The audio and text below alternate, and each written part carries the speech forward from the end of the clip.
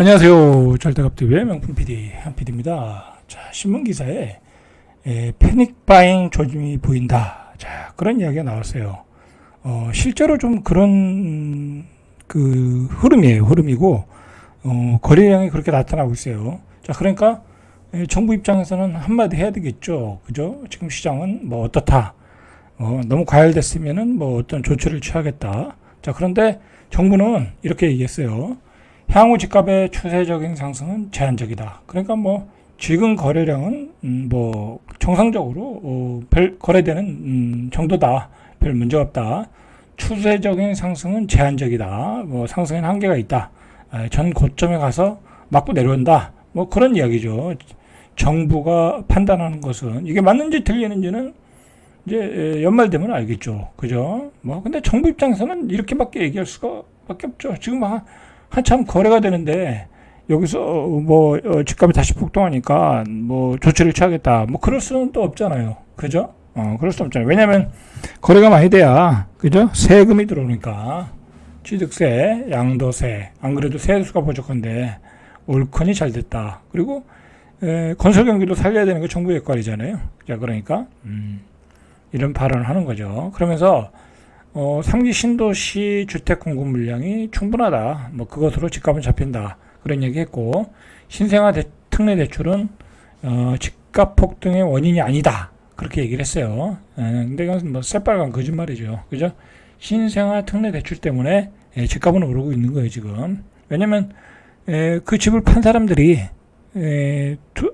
두채, 그죠?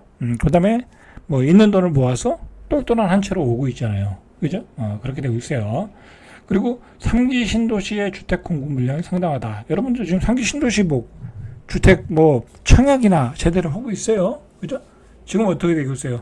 사전 청약이 오히려 취소되고 있죠. 그죠? 본 청약으로 못 가고. 자, 이것도 새빨간 거짓말이죠. 그죠? 그러니까 집값은 이 두 가지 이 3기 신도시가 앞에 있기 때문에 충분히 잡을 수 있다라는 얘기는 맞지 않는 얘기예요. 자, 그리고 우리가 지금까지 경험했듯이 3기 신도시 이 집값이 올라갈 때 어떤 분양하는 것은 신도시를 분양하는 것은 집값의 어떤 집값 상승의 도화선이 되더라고요. 그죠? 오히려 왜 그러냐면 막 한참 올라갈 때 이제 분양을 하면 얼마나 청약 열기가 뜨겁겠어요. 그리고 지금 나오는 분양가가 싸지가 않잖아요. 그런데다가 한참 올라가는데 3기 신도시 분양가를 한 8사 기준으로 한 6억 5천 예상했어. 근데 갑자기 수도권 외곽에 근데 한 8억이라든지 한 7억 5천 이상 나와봐. 그죠? 지금 물가가 폭등했기 때문에 그렇게 나올 수 있잖아요. 그러면 그게 기존 그 신축급 아파트의 급등의 원인이 되는 거예요. 오히려 3기 신도시는 그 폭등의 도화선이 될 수 있지 폭등을 막을 수 있는 그런 것은 아니다. 뭐 장기적으로는 폭등을 막을 수 있는 요소는 되죠. 그죠? 다시 급등했다가 다시 떨어질 수 있는 요소는 되죠. 왜냐하면 공급 물량이 많아지니까. 그러나 단기, 중기적으로는 3기 신도시는 폭등의 원인이 될 수 있다라는 거예요. 자, 이제 시장에서 이 폭등 조짐이 나온다. 계속 신문에서 나오니까 국토교통부가 4일 서울 여의도에서 왜 또 이걸 또 여의도세 세종에서 해야지 주택 공급 점검 회의를 열고 관계기관과 주택 공급 추진 상황을 점검했다라는 거죠. 자, 이런 것도 세종에서 해야지. 그죠? 맨날 서울에서 하니까 서울 수도권으로 몰리는 거지. 그래서 이날 회의에서 나온 게 서울 수도권과 지방 아파트의 양극화, 그 다음에 아파트와 비아파트의 양극화. 이제 비아파트라고 하면 빌라죠. 그런 양극화가 되고 있는 거에 대해서 그런 상황에 대해서 논의를 한 거죠. 지금 지방은 뭐 거래가 안 되잖아요. 그죠? 계속해서 하락이잖아요. 그래서 지방의 아파트와 서울의 아파트가 지금 너무 많이 벌어지고 있거든요. 사실 이게 계속해서 벌어지면 국토부 장관은 자리를 내놔야 돼요. 그죠? 왜냐면 그거에 대해서 뭐 대통령이나 또는 그 여당에서 문책을 하겠죠. 그죠? 왜냐면 표가 떨어지잖아. 그죠? 서울의 집값은 평균 가격이 12억인데 지방의 집값은 4억이야. 그죠? 그렇게 되면 지방 사람들은 굉장한 박탈감이 생기겠죠. 그죠? 그리고 서울 수도권으로 이전을 고민하겠죠. 그죠? 그럼 수도권 지역균형 발전에 그 큰 문제가 빵꾸가 생기는 거죠. 자, 그런 문제가 지금 발생하고 있다라는 거야. 이제 이게 이 문제를 여당에서 심각하게 받아들이면 국토부 장관도 교체될 수 있어요. 저는 그렇게 봐요. 그렇게 봐요. 왜냐면 이게 심각하거든. 그렇다고 지금 지방 아파트 가격이 뭐 나중에는 내년 정도 되면 올라간다 뭐 그런 얘기도 있는데 그렇게 올라가기에는 너무 분양가가 폭등했어. 그죠? 기존의 아파트는 3억 5천, 4억인데 분양가가 7억 5천, 8억이야. 7억에서 8억이야. 또는 9억, 10억이야. 그러면 그 지역에 있는 사람들이 살 수가 없어요. 그죠? 그러니까 분양가에서도 실패를 했고, 사실 뭐 지방의 분양가가 그렇게 비쌀 이유가 없잖아요. 그죠? 서울의 땅값하고 비교가 안 되는 거잖아요. 실패한 거죠. 그러면은 분양가 상한제 아파트가 나와야 되거든요. 지방에서. 그죠? 지방에서 분양가 상한제 아파트가 나오면 지금 7억에 분양하는 거 한 4억 5천 정도 분양 또는 5억 정도 분양하거든요. 그러면 5억 정도 4억 5천에서 5억 정도면 뭐 기존에 한 4억짜리 팔고 새 아파트로 이사 가죠. 그죠? 근데 그거 실패한 거야. 지방은. 왜냐면 지방은 자체 도시개발로 진행하는 데가 많다 보니까 지방은 신도시 지정을 안 했어. 그죠? 대부분 안 했어요. 조그맣게 택지지구는 지정했는데, 조그맣게 했어요. 대전 같은 경우에. 뭐 지방은 조금 했는데, 그것까지는 택도 없고, 그리고 그것도 그 지정한 지역들이 위치가 다 안 좋아. A급 지역이 아니야. 그러니까 지방은 분양가가 계속 올라갈 가능성이 많아. 왜냐면 도시개발 형식으로 해서 분양가 상한제가 적용이 안 되다 보니까. 그러면은 그 일반인들이 살 수가 없어요. 그렇다고 투자자가 거기 가서 그거 사겠어요? 투자자가 바보도 아닌데. 그죠? 안 산다고. 그러니까 그냥 지방은 분양받으면 평생 그 가격 안고 가야 돼. 뭐 나중에 조금 오를 수 있는지 모르겠다만 그런 문제가 생기고 있어요, 지금.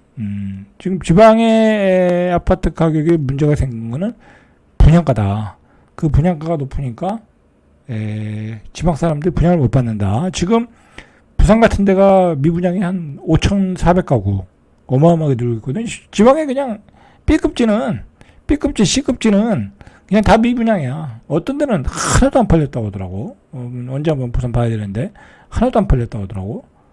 지방은 심각해요. 그리고 지방에 사는 사람 입장에서는 구축에 사는 사람 입장에서는 내가 3억짜리 팔고 6억짜리 새 아파트 받을 이유가 없는 거야. 내가 3억짜리 살 때도 안 올랐는데 6억짜리 사봤자 안 오를 거 뻔히 아는데 왜 받겠냐고. 그리고 지방 사람들은 그냥 그 옛날 아파트에 평생 살다가 그냥 돌아가시는 분도 허다해. 지방은 딜레마다. 근데 그 와중에 서울의 분양가가 폭등하고 있다. 서울의 집값이 폭등하고 있다. 그런 문제가 그 변수로 나타난 거야. 자, 이게 굉장히 국토부 장관으로서는 굉장히 불편한 사실이 된 거예요. 자, 회의가 끝났는데 김규철 국토부 주택토지실장은 기자들과 만나 기본적으로 양극화 사항은 공감한다. 이 사항은 공감하는 거예요. 공감하면 뭐냐고. 대책이 없는 걸. 그죠? 최근 서울 수도권 가격 상승 추세에 대한 부분이 장기간 지속될 것인가? 추세적 상승으로 가기엔 여러 측면에서 제한적이다. 뭐 그럼 상승한다 그렇게 얘기하지는 않죠. 근데 문제는 추세적으로 상승이 아니다라는 게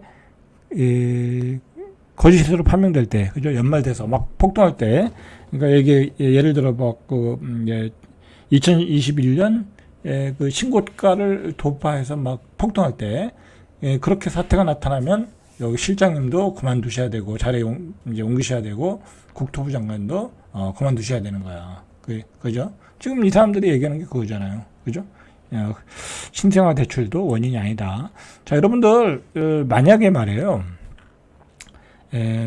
집값이 서울의 집값이 전 신고가를 돌파해서 예를 들어 성파 기준으로 뭐 한 30억, 그다음에 고덕 기준으로 뭐 20억, 그다음에 역세권 기준으로 뭐 한 17억, 그다음에 마포 기준으로 한 22, 3억. 뭐 그렇게 되고요. 그렇게 되면요. 그리고 신규 분양가, 강북에 있는 아파트 신규 분양가 기준으로 그냥 강북의 뭐 역사권 정도 분양가 10, 가격이 올라가면 또 분양가 또 올릴 거 아니에요. 15. 여러분 그렇게 되면 그냥 그건 미분양이야. 미분양이라고 보시면 돼. 아니 뭐 물론 이제 구축이 올라가니까 신축이 분양이 될 수 있는데 사도 먹을 게 없어. 그리고 그 누가 분양을 받냐고. 10억이 있는 사람이 어디 있냐고.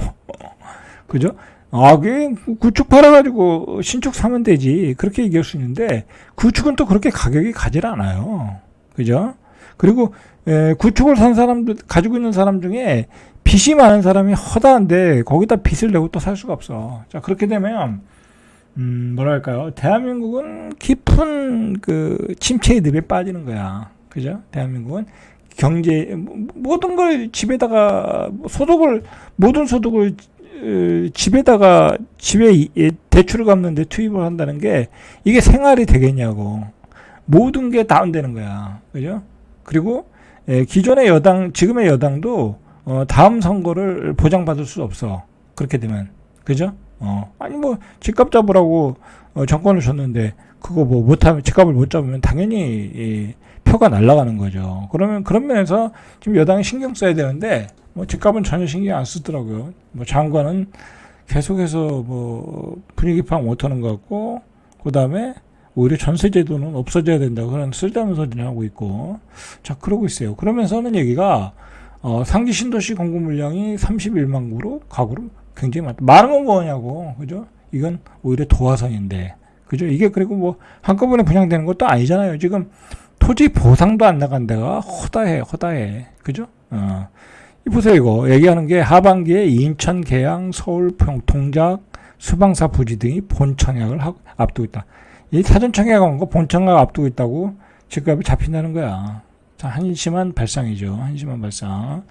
자, 김현정 국토부 주택정책관 역시 올해 서울시 아파트 입주 물량이 3만 8천 가구, 내년에는 4만 8천 가구로 장기적인 평균보다 물량이 많다. 이게 부족한 물량이에요. 장기적인 평균보다 많다는 얘기지. 부족한 거죠. 그죠? 그리고 지금 임대차 3법이 전세 가격을 잡고 있어요. 전세 가격을.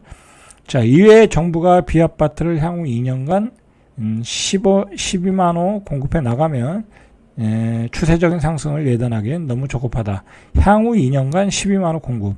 향후 2년간 12만 호 공급이 어떻게 되냐고. 그죠? 이것도 그냥 통계일 뿐이죠. 그죠? 통계일 뿐이다. 그러니까 뭐 그냥 계속해서 집 사라.